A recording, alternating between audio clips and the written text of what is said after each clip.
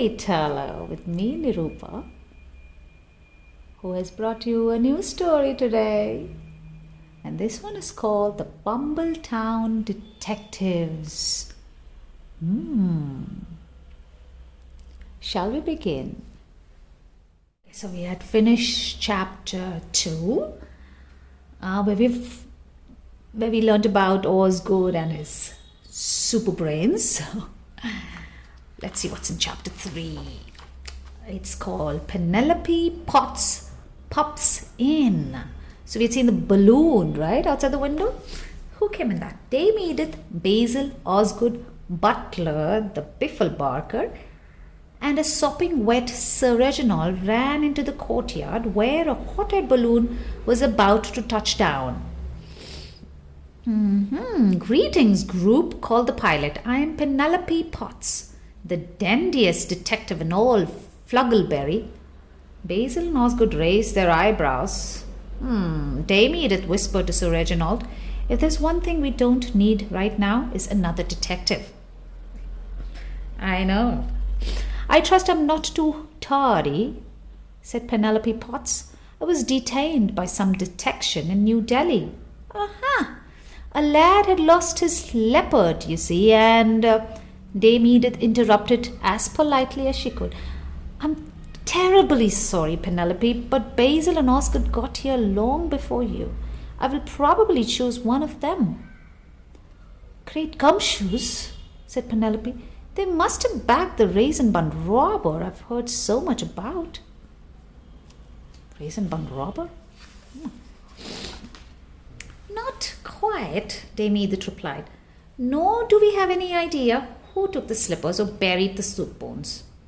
Then give me a chance to catch the clever crook, Penelope pleaded. Very well, said Dame Edith, but since Basil and Osgood both took a test, you will have to take one too. After that, we will pick the best detective. Dame Edith and Sir Reginald led the Bumbletown detectives into the loom room. I'm knitting this scarf for Sir Reginald, Dame Edith told Penelope.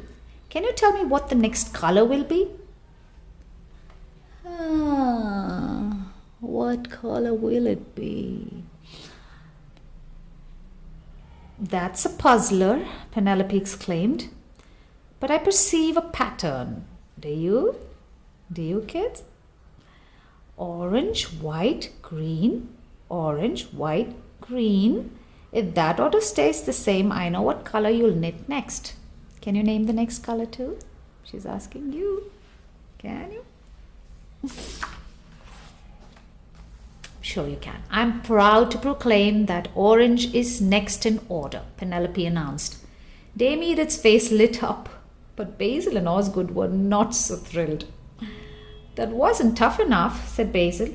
Finding a tomato was much harder, said Osgood.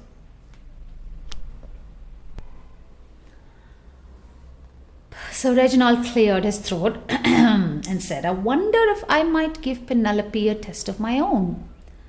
Gladly, said Penelope. Please, go ahead. Sir Reginald walked over to an enormous loom. I'm weaving a new bath mat, he told Penelope, because my old one is getting dog-eared. Your challenge is to guess what I will add next. Let's see, said Penelope. You began the bath mat with a row of 4 flugelhorns, or is it a flugelhorn? I'm not so sure. Flugelhorns, perhaps. Next, you added 5 Ferris wheels, then 6 seahorses. Aha! Then you started to repeat the pattern. Can you guess what Sir Reginald will weave next? You must be getting good at the guessing game by now. It will be a row of 6 seahorses, Penelope stated. That was fast figuring, Sir Reginald said in awe. I must confess, said Basil, I am impressed. And I admire a detective who can think on her feet, admitted Osgood. Practice makes perfect, gentlemen, Penelope explained. My most dazzling detection involved precisely, this sort of problem. Let me tell you all about it. I was wafting my way to a case in Cancun when I spotted some signs in the jungle below. That old soft shoe is hard to beat. Come see our review. It's a special treat. Beyond the last sign stood a theatre. Okay. Packed with people. This was too tantalizing to pass by. I brought the balloon to earth and headed for the hubbub. No sooner had I settled in my seat than a curious creature poked his head through the curtain. "Is there a detective in the house?" he called out. "Indeed there is," I responded. "Please come backstage," begged the bug. Then he ducked behind the drapes. Backstage, I found the bug waiting for me outside his dressing room. "I need your help," he said. "I can't figure out how to put on my costume. The show starts in 10 minutes. "But your suit seems simply smashing," I informed the insect. "You don't know the half of it," he replied. "Step inside and I'll show you the rest of the problem."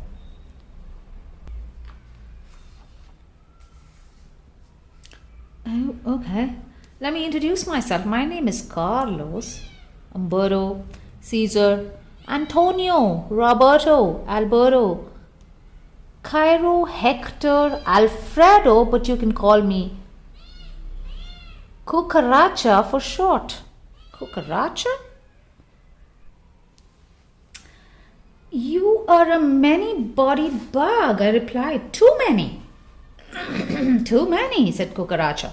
"That's why my wardrobe assistant quit. As you can see, I need a hat for each head, gloves for each pair of hands, and shoes for each pair of feet.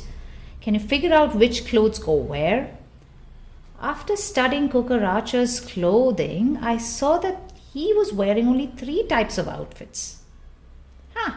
Then I realized that those outfits followed a pattern.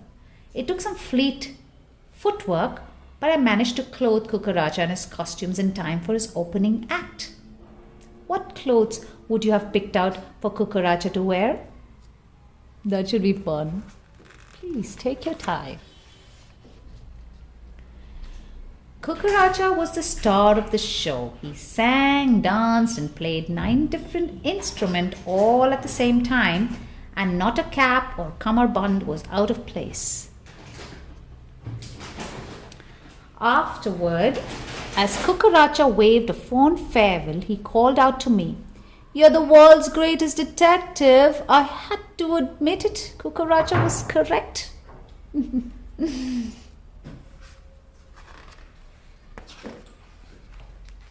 Oh, well, that brings us to the end of chapter 3. And I'm going to have to come back with chapter 4 very soon. I hope you will be waiting. Bye for now. My little kitty cats are making a lot of noise. I need to get back to them right now. Bye-bye. I'll see you soon.